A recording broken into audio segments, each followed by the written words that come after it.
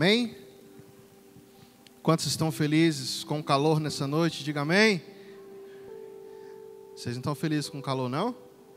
Quantos estão felizes com o calor? Diga amém. Amém. A palavra nos instrui, né? A dar graça em todas as coisas.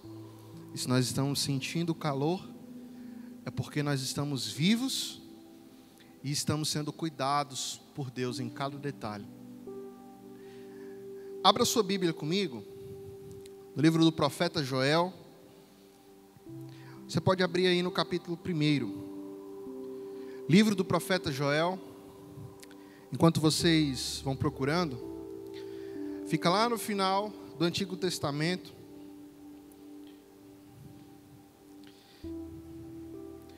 Os últimos livros são livros menores. Depois de Oséias. Todos encontraram? Pai, nós queremos te agradecer pela oportunidade de mais uma vez estarmos na tua casa, de podermos, ó Deus, entoar louvores, de podermos, ó Pai, engrandecer o teu santo nome. Nós queremos, ó Pai, pedir que o Senhor continue nos direcionando, nos posicionando, ó Pai, como homens e mulheres temente a ti. Ó Pai, que a nossa geração possa despertar para um poderoso avivamento espiritual. E que possamos, ó Deus, alcançar coisas extraordinárias e coisas grandiosas da parte dos céus, Pai. E nós oramos para que os céus estejam abertos sobre este lugar. E os anjos de Deus estejam subindo e descendo. E que possamos, ó Pai, ser ministrados conforme a palavra que vem do alto. É o que nós oramos e agradecemos em nome de Jesus. Amém. Se você já olhou aqui para o nosso telão, hoje o tema da mensagem é chamados ao arrependimento. Por que chamados ao arrependimento? Porque o Senhor, Ele vai nos instruir, Ele vai nos orientar, que nós precisamos nos voltar a Ele. E essa necessidade é uma necessidade urgente. E nós vamos entender o porquê disso, analisando que o profeta Joel, ele vai ministrar sobre o povo de Deus.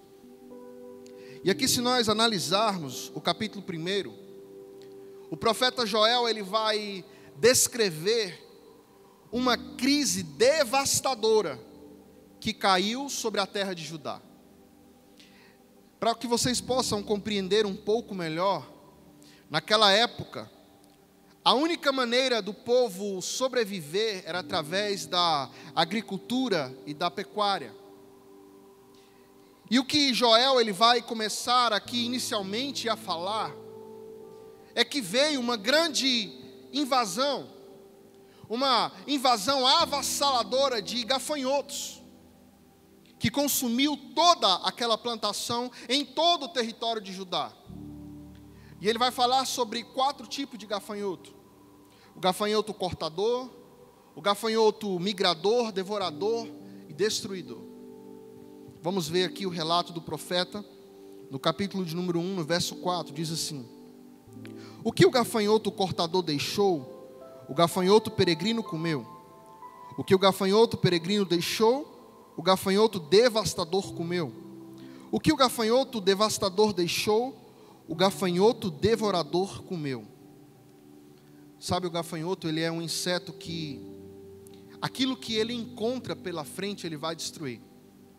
Se ele encontrar na sua frente um pomar, ele vai deixar para trás um deserto.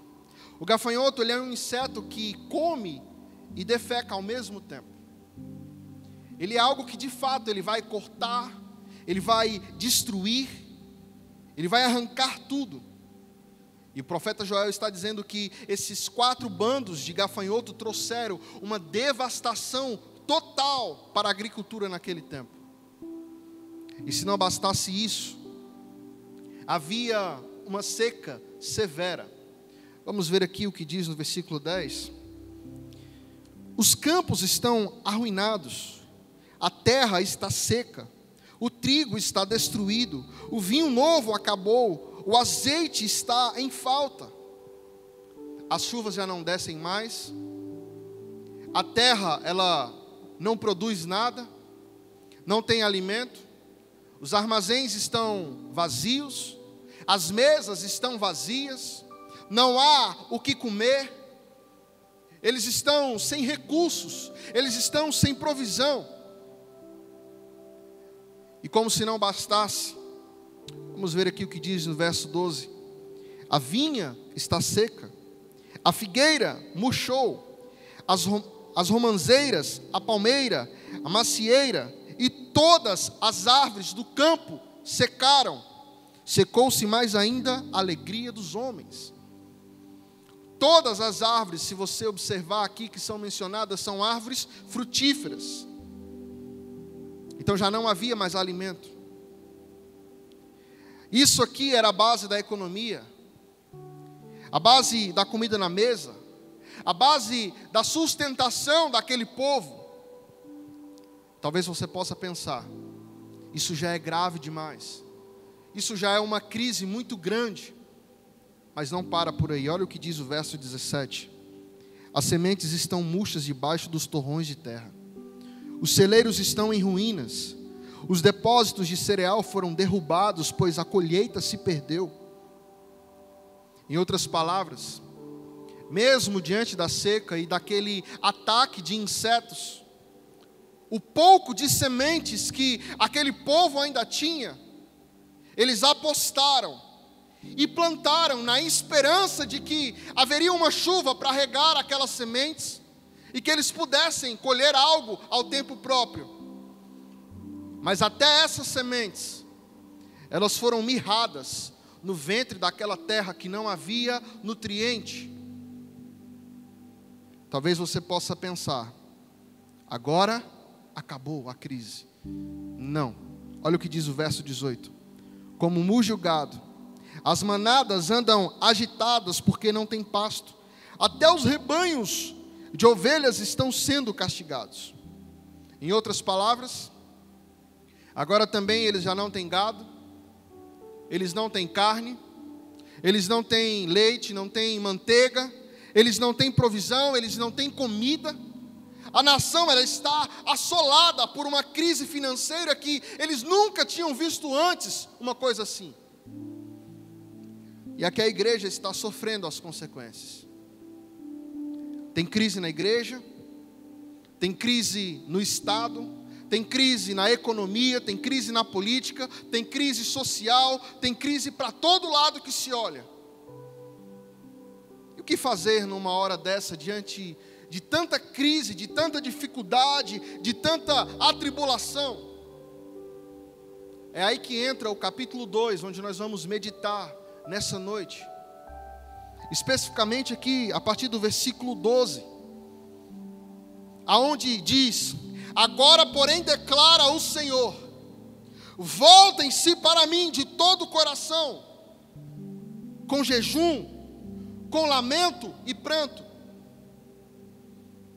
Sabe, irmãos, nós estamos vivendo os tempos mais críticos da história, da nossa geração, os tempos mais amargos da nossa geração.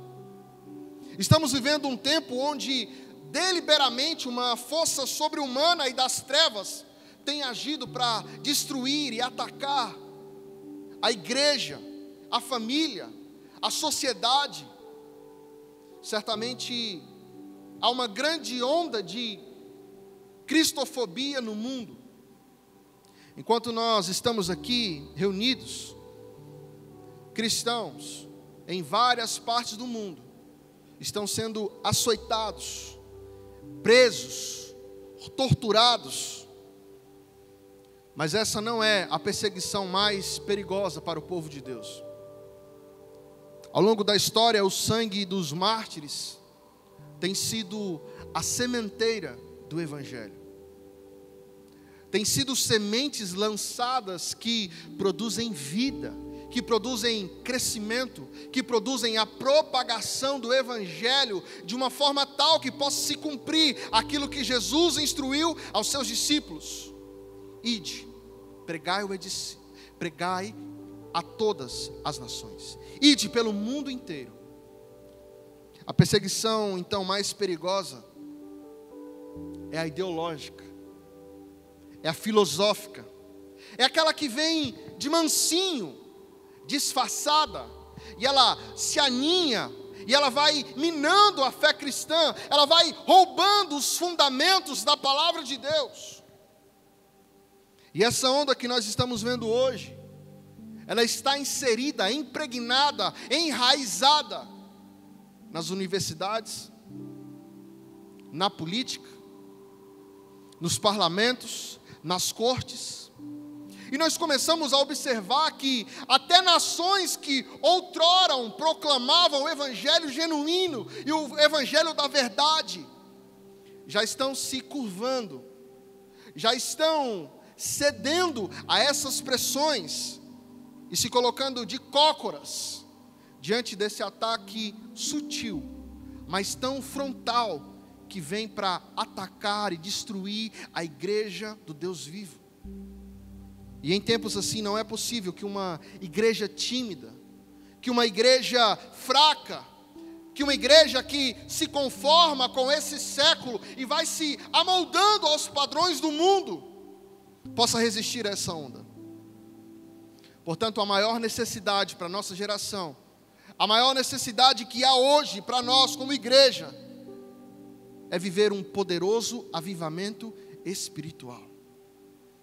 O Brasil está em crise, o mundo está em crise, os homens estão desesperados. Mas há uma boa notícia para mim e para você, da parte de Deus. Porque quando nós estamos na crise, mas o povo de Deus se volta para Deus, nasce o sol da esperança. Nasce a cura, nasce a restauração, nasce a libertação. É por isso que a palavra de Deus vai dizer lá em 2 Crônicas, capítulo de número 7, versículo 14, que nós precisamos nos voltar ao Senhor. Nós precisamos nos voltar a Ele de todo o nosso coração, arrepender dos nossos pecados, endireitar os nossos caminhos. Então Ele ouvirá dos céus, perdoará os nossos pecados e sarará a nossa terra. Sabe, a situação das igrejas em várias partes do mundo, ela vai nos mostrar uma triste realidade de um declínio espiritual, em meio ao liberalismo, em meio ao sincretismo. Mas diante dessa crise, diante desse cenário cinzento, diante desse cenário desesperador, nebuloso, como esperar um avivamento? Como crer em um avivamento? E eu digo para você que histórica e biblicamente, os grandes avivamentos surgiram em tempos de crise.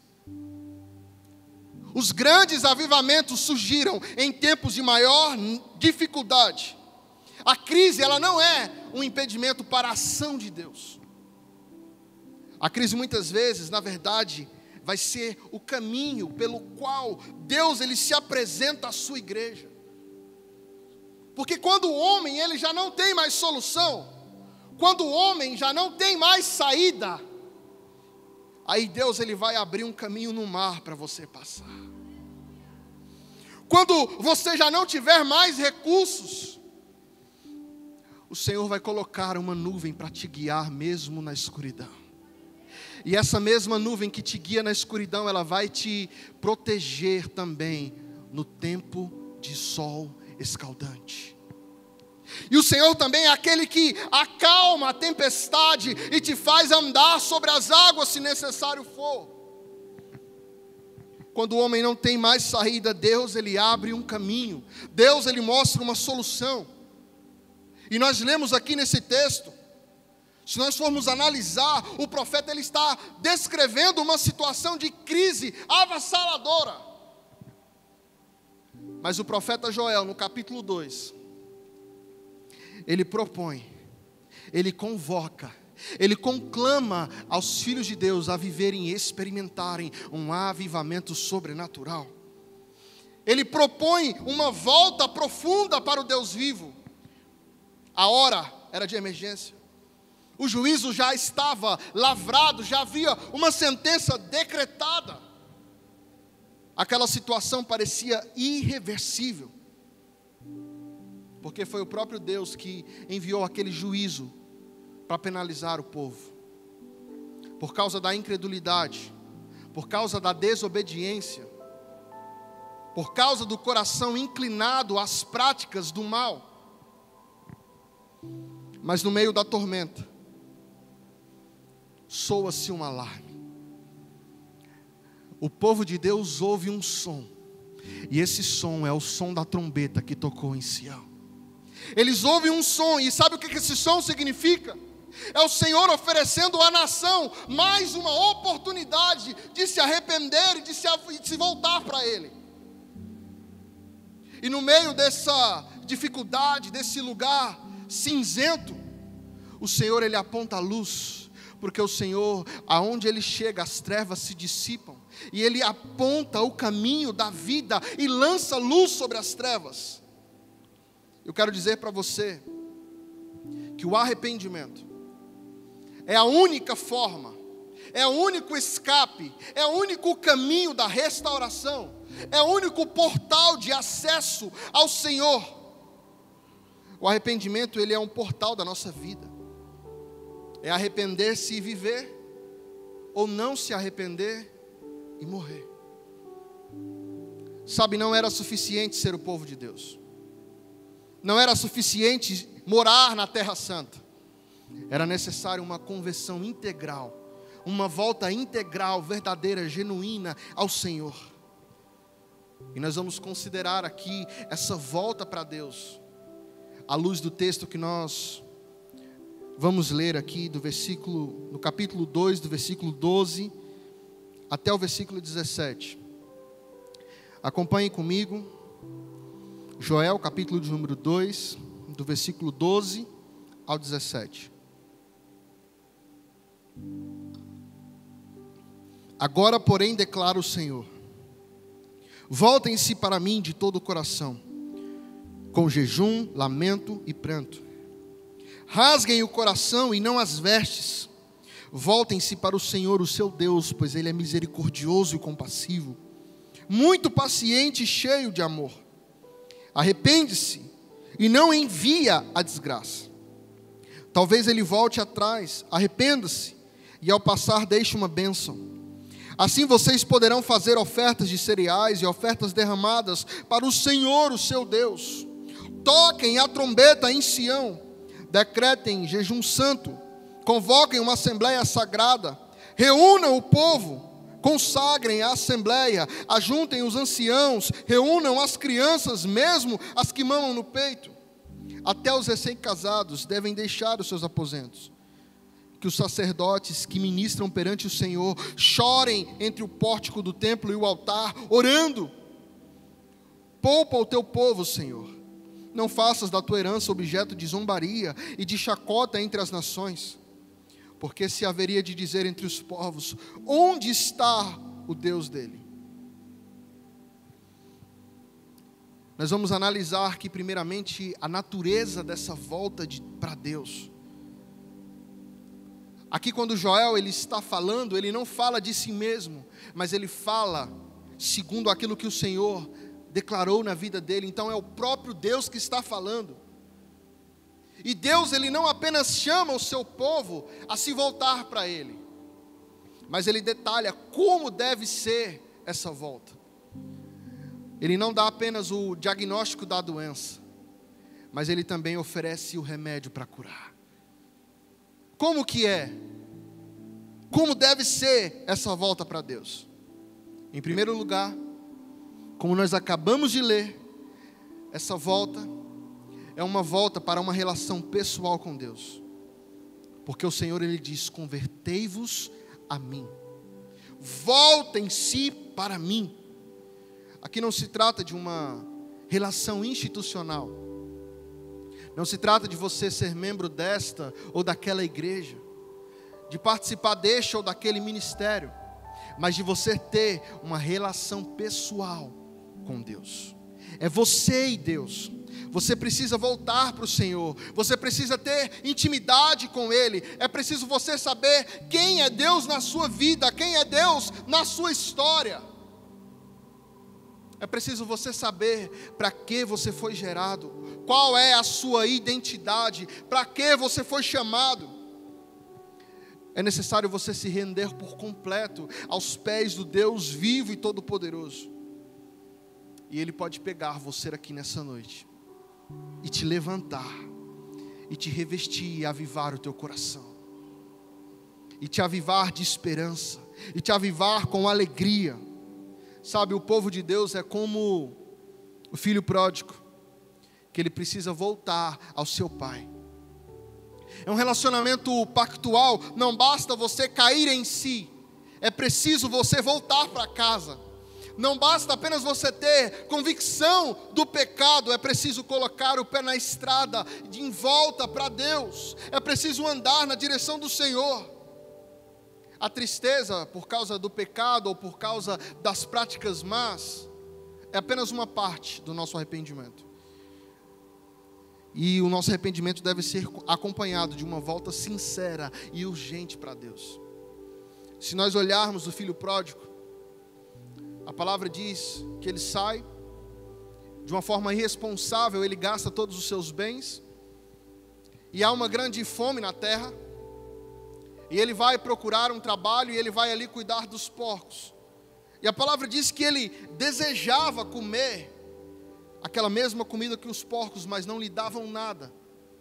E então ele se lembra que na casa do seu pai, até os servos, eles têm o que comer em abundância. Mas não bastava apenas ele lembrar disso. Não bastava apenas ele se arrepender de ter saído e deixado o pai e ter pecado e ter praticado coisas ruins. A palavra diz que ele volta para o pai. E quando ele chega no pai, ele pede perdão e se arrepende. Da mesma forma, nós precisamos nos voltar ao pai. Não há uma que isso é uma volta para uma relação pessoal com Deus, íntima com Deus. O povo de Judá, ele tinha uma relação mística com o templo. E eles sacralizaram de tal forma o templo que fizeram dele um ídolo e começaram a adorar aquele templo ao invés de adorar o Senhor. Eles tinham substituído o relacionamento pessoal com o templo, com os rituais religiosos. E hoje, semelhantemente, muitas vezes, nós substituímos o Deus da obra pela obra de Deus. Contudo, o Senhor, Ele está muito mais interessado em quem nós somos do que aquilo que a gente faz. Nós precisamos entender que a vida com Deus precede o trabalho para Deus. O Deus da obra é mais importante do que a própria obra. Ativismo religioso sem comunhão, sem arrependimento, não agrada a Deus. É por isso que a palavra vai dizer que muitos vão dizer: Senhor, Senhor, em Teu nome preguei, em Teu nome fiz isso, fiz aquilo. E Ele vai falar: apartai-vos de mim que eu não vos conheço. Ele busca de mim e você uma relação de intimidade. É por isso que o véu ele foi rasgado e nós temos livre acesso ao Pai. E é triste constatar que Deus ele não tem sido o centro da atenção e de desejo do seu povo. Cada um corre atrás dos seus próprios interesses. Assim como nos dias do profeta Ageu, em que o Senhor denuncia ali que o povo está mais preocupado em cuidar da sua própria casa e deixa o Senhor de lado. É por isso que essa volta para o Senhor ela é tão necessária, ela é tão urgente. Mas mais do que isso, é uma volta com profundidade. Não é qualquer volta. O povo de Judá estava endurecido e indiferente à voz de Deus. Eles continuavam a pecar, eles continuavam a viver nos seus prazeres, conforme as suas vontades, conforme as suas doutrinas, e não se importavam com as exortações e as advertências do Senhor. O juízo estava à porta deles e eles estavam ali folgando em seus pecados, praticando os pecados como se não houvesse juízo, como se não houvesse amanhã. Só que antes de Deus derramar a taça da ira sobre a vida deles, Ele ainda faz soprar a trombeta, soar a trombeta de advertência, chamando-os mais uma vez a se arrependerem. Mas não é qualquer arrependimento. É necessário um arrependimento profundo. É necessário um arrependimento sincero, autêntico, total. Deus, Ele não aceita corações divididos. Ele não satisfaz-se com uma espiritualidade cênica, teatral, farisaica. Ele vê o coração. Ele vê o íntimo do seu ser. E Ele requer verdade. Ele requer autenticidade. Sabe, são muitos aqueles que, no momento de forte emoção, após um congresso, após um seminário, após um retiro espiritual, após uma ministração, talvez de um coach, uma ministração intencional, que vem ali trazer uma paz e uma alegria para o ego, e aí eles fazem lindas promessas para Deus. Eles se comprometem: Senhor, realmente a minha vida foi transformada, realmente agora eu fui reavivado, realmente agora eu me sinto empoderado no Senhor, eu me sinto fortalecido no Senhor, e eu vou orar mais, eu vou ler a palavra, eu vou jejuar, eu vou testemunhar com ousadia. Mas aí, isso não se subsiste, porque não foi verdadeiro, não foi genuíno, não foi integral, não foi total, não foi sincero. Outros derramam as suas lágrimas no altar e fazem votos solenes que andarão com o Senhor em uma novidade de vida espiritual. Senhor, eu vou abandonar isso, eu vou abandonar esses prazeres, essas práticas, e eu vou te seguir. Mas esse fervor, ele desaparece rapidamente, como a nuvem no céu e como o orvalho que se evapora pela terra. O povo de Deus hoje parece muito superficial. Promete aquilo que não deseja cumprir, aquilo que não está disposto a cumprir. Honra a Deus apenas com os lábios, com palavras, mas negam ao Senhor com a sua vida. Mas negam ao Senhor e a se voltar para Ele de todo o coração, com arrependimento sincero, com arrependimento verdadeiro. Há outros, porém, que só andam com Deus na base do aguilhão, na base do sofrimento, na base da dor. Só se voltam a Deus na hora que as coisas apertam, na hora que o calo dói. Só se lembram do Senhor na hora da dificuldade. Voltam-se porque está desempregado, porque o casamento não vai bem, porque surgiu uma necessidade familiar urgente, porque a enfermidade bateu na sua porta. Mas eles não se voltam porque amam ao Senhor ou porque estão arrependidos. Se voltam porque não querem sofrer. Se voltam porque não querem sentir aquela dor. Sabe, você pode até ter todas essas motivações para voltar ao Senhor. E é bom que você volte a Ele nessas condições. Mas se você voltar apenas por essas motivações, e não porque Ele é o Senhor, e não para se arrepender e ter uma experiência com Ele, em algum momento você vai se perder e você vai continuar longe de Deus do mesmo jeito. Você vai continuar longe dEle da mesma forma, mas Deus, Ele quer que você volte para Ele com uma profundidade de todo o seu coração. Que Ele seja o amado da sua alma, o prazer da sua vida, o deleite na sua vida, do seu coração. Que Ele seja a sua riqueza, a sua esperança. que Ele seja a fonte da vida na sua casa, na sua família, o seu maior tesouro. Nós precisamos nos voltar a Deus, desejando mais Ele do que as bênçãos que Ele pode nos dar. Nós temos que amar Ele mais do que o dinheiro. Como nós cantamos, a tua presença vale mais do que o ouro, do que os prazeres. E não há nada, mesmo que eu ganhe o mundo inteiro, não há nada que nos satisfaça mais do que a presença do Senhor. A presença dEle vale mais. E nós também precisamos voltar a Ele com diligência. Porque a palavra diz: voltem para mim de todo o coração com jejum. Deus proclama ao povo que não aceita uma forma comum de arrependimento.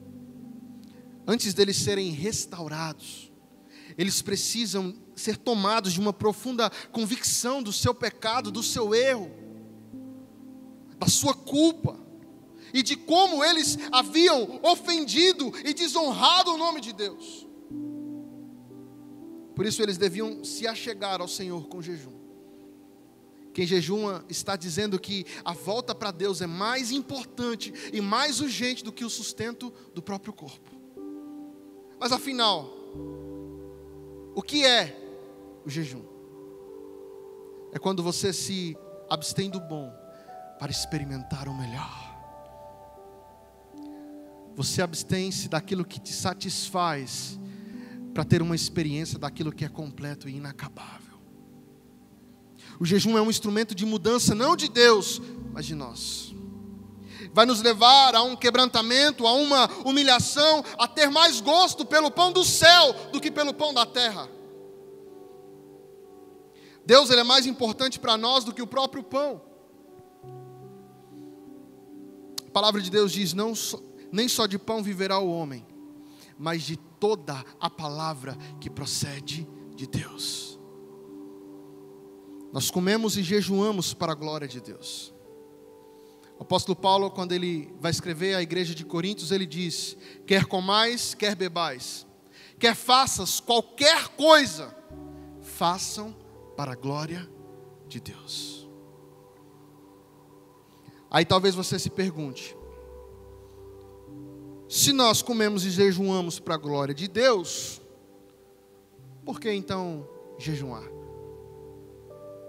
Qual é a importância do jejum?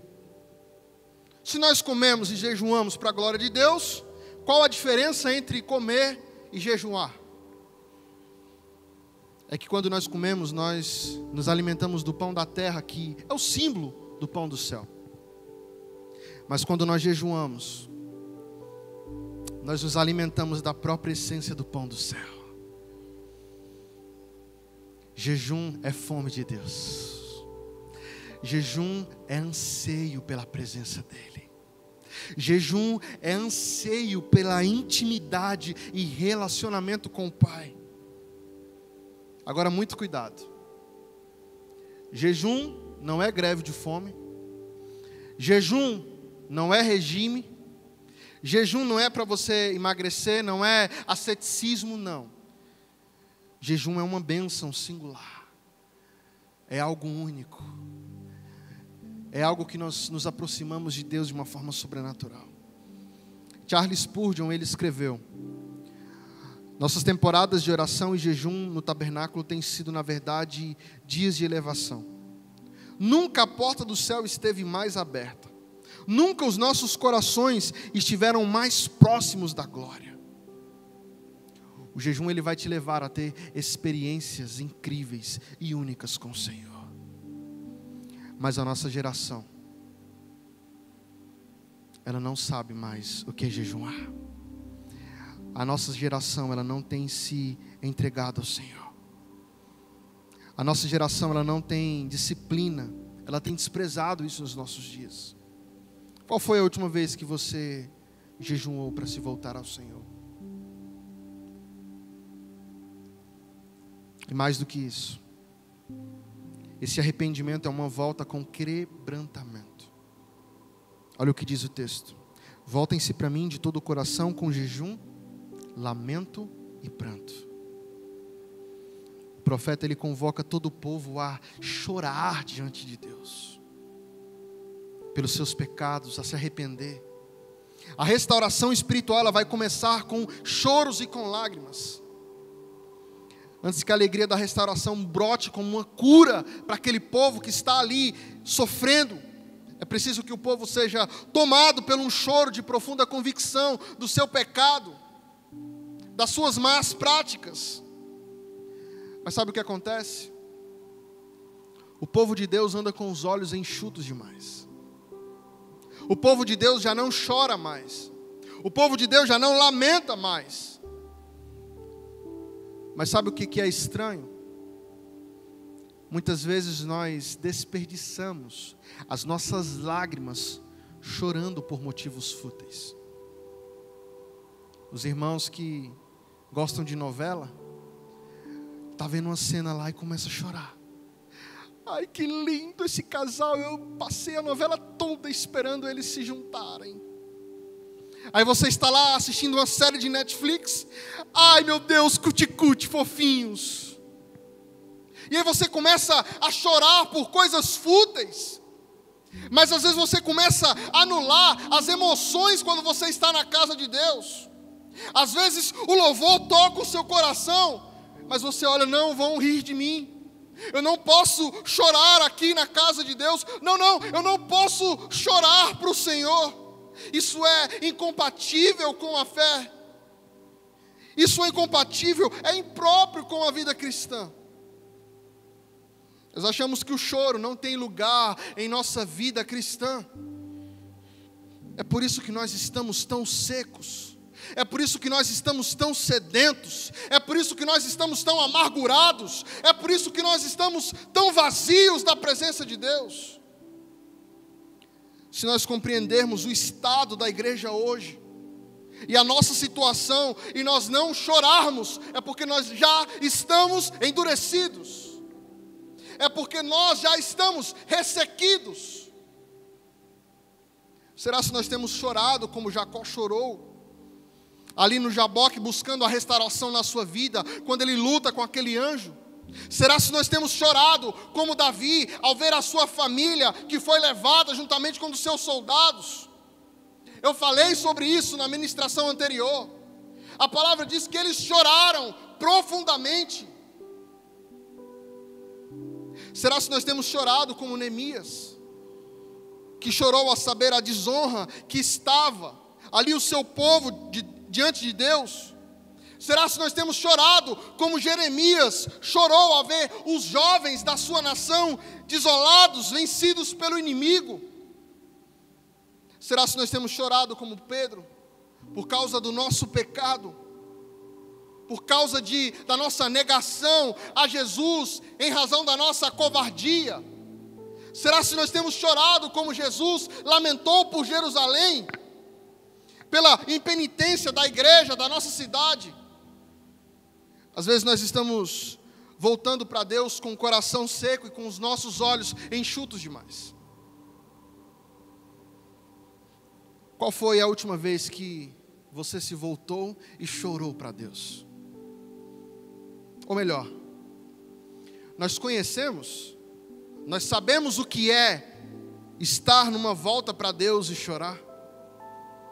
Nosso coração tem se derretido de saudade pelo Senhor e ansiado pela presença dEle. Sabe, irmãos, a palavra diz que há tempo de rir e há tempo de chorar. Eclesiastes, capítulo de número 3, lá no versículo 4. E tem muitas outras coisas a respeito do tempo. Mas eu creio que esse é o tempo de nós chorarmos. Não de desespero, mas de arrependimento. É hora de nós chorarmos pelos nossos pecados. É hora de nós chorarmos pelo estado da nossa nação. É hora de nós chorarmos pela nossa cidade. É hora de nós chorarmos pelos governantes. É hora de nós chorarmos pela igreja. É hora de nós chorarmos pela nossa família. É hora de nós chorarmos por aqueles que não se arrependeram, por aqueles que ainda não encontraram o caminho do Senhor. E essa volta também ao Senhor ela é uma volta com sinceridade. Olha o que diz aqui, o versículo 13. Rasguem o coração e não as vestes. Voltem-se para o Senhor, o seu Deus. Deus não se impressiona com o desempenho humano. Ele não se satisfaz com uma espiritualidade cênica, teatral. Ele não aceita o quebrantamento apenas exterior. Ele quer um quebrantamento do coração. E se nós analisarmos esse costume de rasgar as vestes, o povo fazia quando havia um momento de uma grande tristeza, de uma grande vergonha. E em vários textos a gente vai falar que eles rasgaram as suas vestes. Eles rasgavam a veste de dor, de tristeza. Mas essa cerimônia de rasgar as vestes, ela se tornou um hábito. Se tornou um costume naquela época. E isso virou um emblema de uma espiritualidade hipócrita. De um encenamento, de algo mentiroso, de algo cênico. E não tem nada mais perigoso do que o nosso coração enganoso. De repente nós começamos a fingir, a ter uma espiritualidade que nós não temos. Mentirosa. Uma espiritualidade de palco, de performance, de teatro, de aparição. Nós passamos uma ideia de que nós estamos cheios do Espírito Santo, que nós estamos cheios da presença de Deus, quando na verdade nós estamos secos, como aquele vale de ossos secos, ressequidos. Muitas vezes nós estamos como Moisés. A palavra diz que Moisés, quando ele desce do Monte Sinai, o rosto dele brilhava, e aquilo resplandecia a glória de Deus, de uma forma tal que o povo não podia se aproximar dele. Então a palavra diz que Moisés, ele coloca um véu sobre a sua face, para que o povo pudesse chegar perto dele. E Moisés, ele era um homem ousado, um homem que ele fazia a vontade de Deus, um homem que teve coragem, mas ele deixou de ser ousado quando ele percebeu que aquele brilho do seu rosto estava desvanecendo. E ele não queria que ninguém soubesse daquilo. E aí ele continua usando aquele véu quando já não precisava mais. Ele queria passar uma imagem ali para aquele povo de que a Shekinah, de que a presença de Deus ainda estava sobre a vida dele. Ele queria passar uma espiritualidade, uma intimidade, uma glória que já não havia mais. E aí Paulo vai dizer lá em 2 Coríntios, que nesse momento, Moisés já não estava sendo mais ousado. Ele estava querendo transpassar uma imagem de que ele ainda tinha aquela presença de Deus, quando na verdade ele já não tinha mais. E eu e você, se nós quisermos experimentar um poderoso avivamento espiritual, nós temos que tomar muito cuidado com os jargões que muitas vezes nós criamos. Às vezes, você está em uma situação e aí na hora de orar,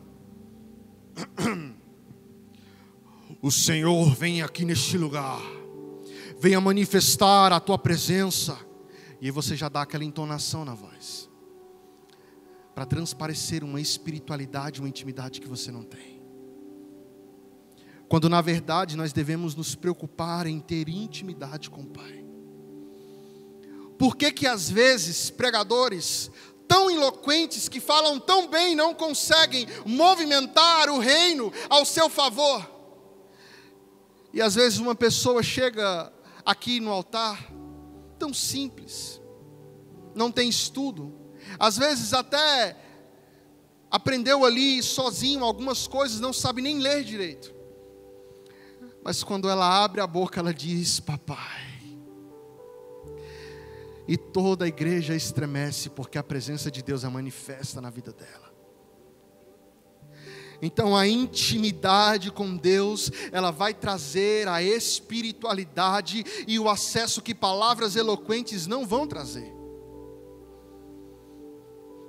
É por isso que nós vemos muitas vezes escândalos de pastores que estão vivendo vida de adultério, de líderes que estão roubando, estão maculando a palavra, que estão vivendo uma vida promíscua, uma vida escura, uma vida com vários pecados e até mesmo crimes, e estão no altar pregando. E quando você vê aquele escândalo, você fala: meu Deus, essa pessoa, meu Deus, esse cantor. É por isso que nós não podemos olhar para o homem, porque o homem é falho. Nós temos que olhar para Cristo, e nós precisamos de intimidade com Ele. Sabe, nessa volta para Deus, não adianta você usar esse subterfúgio do teatro. O Senhor não vai aceitar a encenação sem quebrantamento. O Senhor, Ele não vai ficar impressionado com os seus gestos, com as suas palavras, com palavras bonitas, com palavras de emoção. É o coração que devem ser atingido. O Senhor fala: rasgai o coração, rasguem o coração, rasguem o coração. Para Deus não é suficiente apenas você estar aqui na igreja e ter um culto animado. É preciso ter um coração rasgado, quebrado, arrependido, transformado. E essa volta também ela é urgente. Porque diz aqui: ainda assim, agora mesmo, embora aqui o julgamento esteja presente, ainda é tempo de se arrepender. Havia uma calamidade, havia uma destruição, havia uma sequidão, havia fome, mas apesar de tudo isso, quando tudo parece perdido, Deus ainda abre a porta do arrependimento para o seu povo. Deus ainda convoca-nos a voltar para Ele. É por isso que nós precisamos voltar com urgência. O mesmo Senhor que troveja perante o seu exército destruidor, Ele vai oferecer esperança de livramento. Na misericórdia de Deus sempre existe a oportunidade, no último instante, antes de que ocorra aquele golpe final do julgamento, de nós nos arrependermos. Mas eu quero dizer para você: agora e não depois é a hora. Hoje e não amanhã é o tempo de nós nos voltarmos para Deus verdadeiramente. A situação era de crise, a economia estava abalada, na igreja os sacerdotes estavam chorando, não tinha dízimo, não tinha oferta. Se você olha para o campo, não tem pasto. Se você olha ali para o gado está morrendo de fome por causa da seca. Se você olha para o cenário político, o poder está ali prestes a ser invadido por um grande exército. Para onde você olha, a crise. A crise ela é avassaladora, mas Deus está dizendo ao seu povo: ainda assim, agora mesmo, se vocês se voltarem para mim e se converterem a mim, eu mudo esse cenário. Eu altero essa realidade, eu altero esse cronograma, eu transformo essa realidade triste em um cenário, em uma realidade de vitória. Sabe, às vezes você está passando por um momento muito difícil na sua vida. Uma situação que está te deixando abalado, desanimado, desmotivado. E você parece olhar para um lado, para o outro, não ver solução. Não vê resposta, não vê expectativa. Mas se você se voltar ao Senhor com arrependimento, Ele pode mudar esse cenário. Ele pode transformar essa realidade triste em uma situação de alegria e vitória. O destino da nação não está na mão de governantes. Não é de Brasília. Não é dos parlamentos. Mas é do governo e do trono de Deus que governa sobre todas as coisas. Eu não sei quais são as palavras que foram lançadas sobre a tua vida,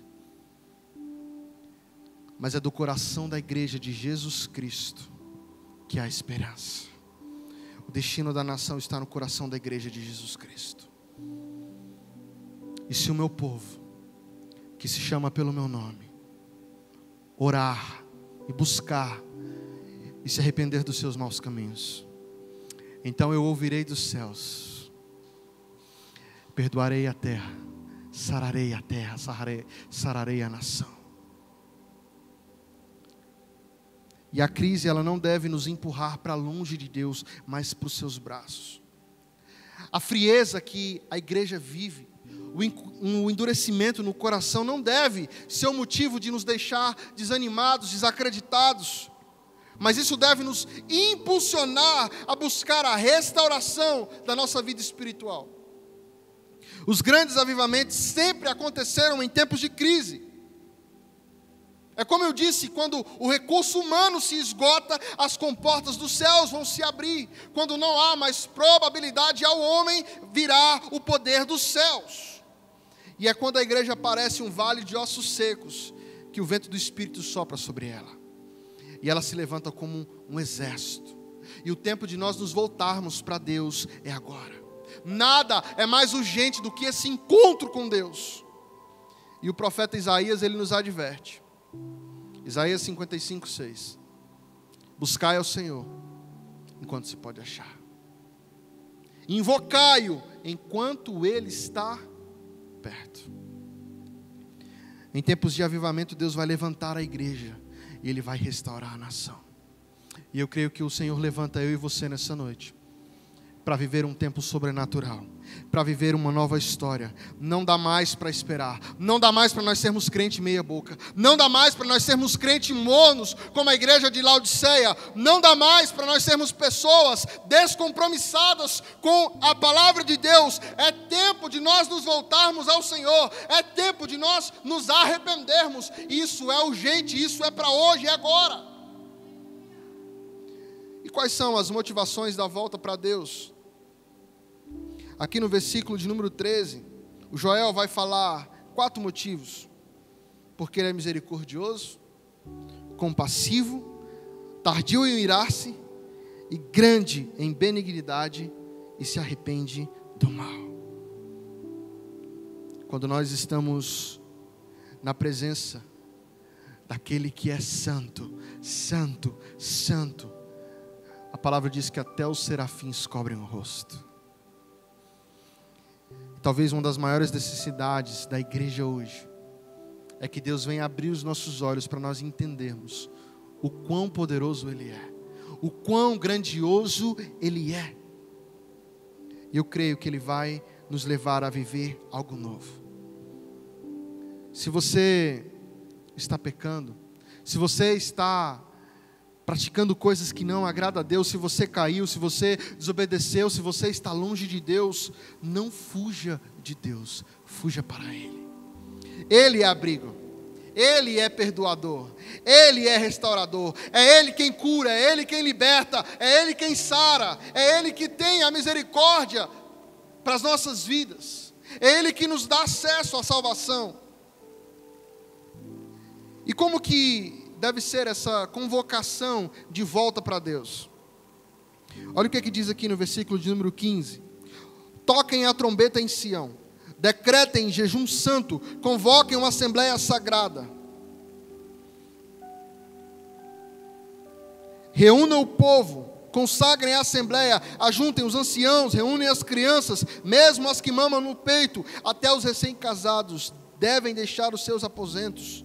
Que os sacerdotes que ministram perante o Senhor chorem entre o pórtico do templo e o altar, orando: poupa o teu povo, Senhor. Não faz da tua herança objeto de zombaria e de chacota entre as nações, porque se haveria de dizer entre os povos: onde está o Deus dele? O seu e o meu problema não está lá fora, o seu e o meu problema está no nosso coração.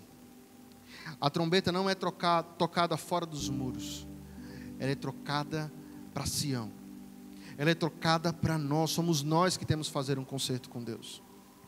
Às vezes a gente quer culpar o mundo, as pessoas que estão lá fora, mas o mundo lá fora, eles não conhecem a Deus, eles estão perdidos, buscando algo para preencher um vazio na sua alma, e eles não encontram. Eles buscam os prazeres do mundo, mas nada satisfaz, nunca é suficiente. Mas eu e você, nós conhecemos a Deus, ao Deus vivo, e Ele é a fonte da vida. Nós sabemos que somente Ele vai satisfazer a nossa alma. E a trombeta, ela precisa ser tocada aqui, porque o juízo, ele começa pela casa de Deus. Mas quem são esses integrantes que precisam se voltar para Deus? Em primeiro lugar, os anciãos, os líderes. Os primeiros a pôr o pé na água é os líderes. Os primeiros a ter que acertar a vida com Deus são os líderes. Os primeiros a buscar a Deus são os líderes. E eu afirmo para vocês que a liderança dessa igreja tem buscado um avivamento, tem buscado um novo tempo. E nós estamos aqui para convocar a toda a igreja para vir conosco. Nós colocamos aqui o pé na frente, mas nós estamos convocando vocês. Venham conosco, em oração, em jejum, em busca, para que o Senhor venha nos transformar, para que o Senhor venha nos reavivar. Em segundo lugar, os filhos. Aqui é uma expressão para a juventude. Sabe, o lugar de jovem curtir a vida não é no mundo. Lugar de jovem, vocês, nós que somos jovens, o lugar de nós vivermos a plenitude da vida é na presença de Deus. Eu quero convidar todos os jovens a colocar as suas mãos, a sua vida nas mãos de Deus e buscar a palavra de Deus. Voltem-se para Deus e experimente um poderoso avivamento na sua vida, um avivamento no seu coração. E aqui ele convoca até mesmo aquelas crianças que mamam no peito. Alguns vão dizer que lugar de recém-nascido é em casa, que nós não podemos trazer para a igreja. Sabe, é fato que os primeiros dias de vida, que a mãe está de resguardo, ela precisa ficar em casa para se cuidar. Mas na primeira oportunidade, mesmo na tenra idade, os filhos nossos têm que estar aqui. Tanto o Bernardo quanto o Benício, eles estavam aqui. Se nós pudéssemos, sair lá da maternidade e já vinha para a igreja. Mas nós sabemos que não é assim também. Mas aqui nem as crianças que amamentavam estão dispensadas dessa coletividade de buscar ao Senhor. É aqui que eles vão ouvir sobre a palavra de Deus. É aqui que eles vão ouvir os louvores. E isso vai começar a ser semeado nos seus corações. Em quarto lugar, os sacerdotes. E quem são os sacerdotes? Aqueles que ensinavam a lei. Aqueles que oravam pelo povo, que ofereciam sacrifícios pelo povo. Sabe, eu vou dizer algo para vocês. Há um peso maior nos ombros dos pastores. Talvez você não imagine o peso que um pastor sente pelas suas ovelhas. Mas a ordem de Deus para nós pastores é chorar. Chorem os ministros, chorem os sacerdotes. Nós devemos chorar para que a igreja não venha ser motivo de zombaria. Nós devemos chorar pela vida de cada ovelha. E sabe o que acontece quando o povo atende a conclamação de Deus? Um milagre extraordinário começa a acontecer. Eu já estou encerrando, mas olha o que diz aqui no versículo 18. Então o Senhor mostrou zelo por sua terra e teve piedade do seu povo. Verso 19. O Senhor respondeu ao seu povo: estou enviando trigo, vinho novo e azeite o bastante para satisfazê-los plenamente. Nunca mais farei de vocês objeto de zombaria para nações.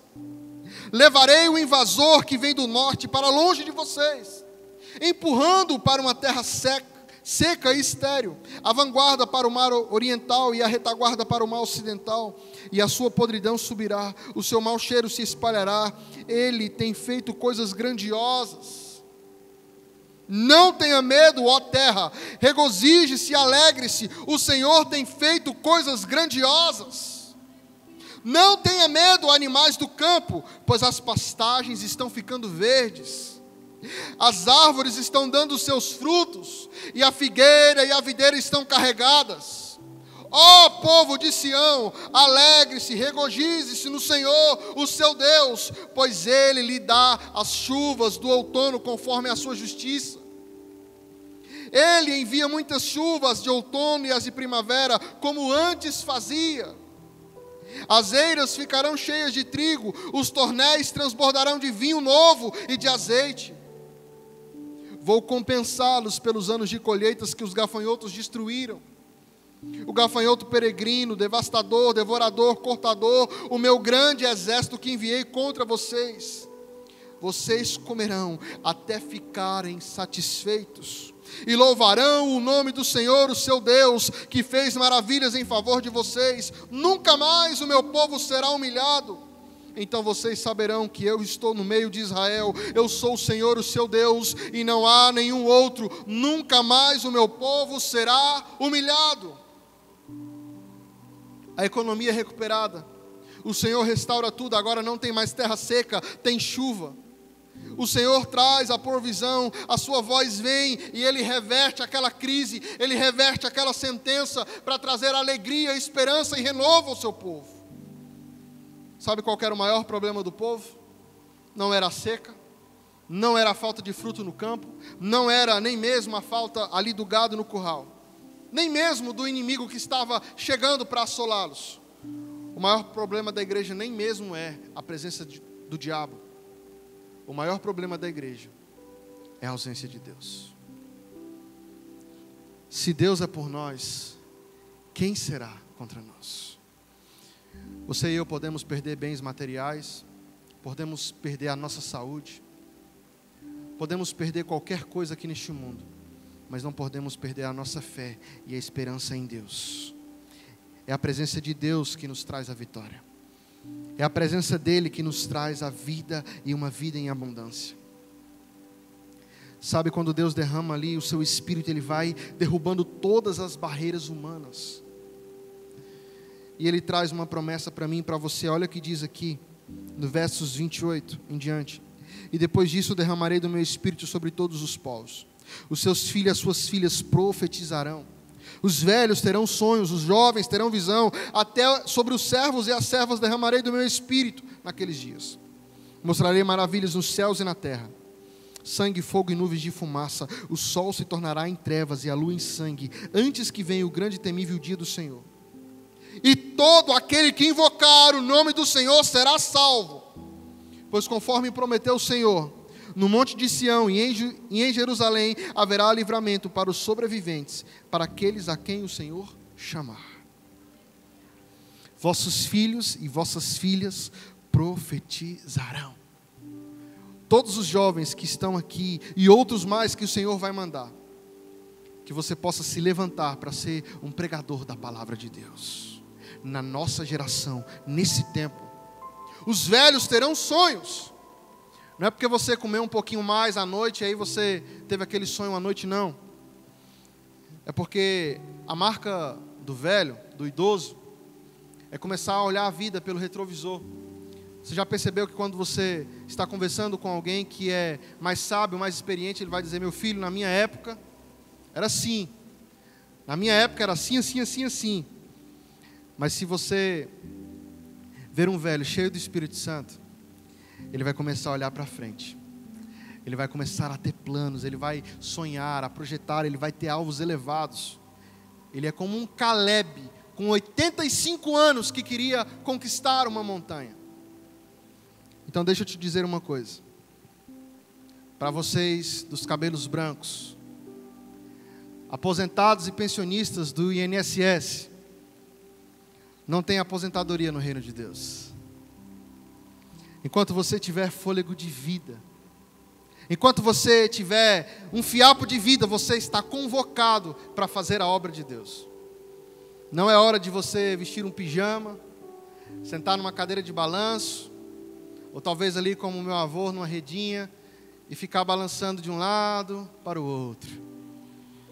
É hora de você se levantar e usar a sua sabedoria, o seu conhecimento, a sua experiência, as forças que Deus vai te dar para você ser uma bênção nas mãos de Deus e cumprir o ídolo do Senhor e fazer a diferença.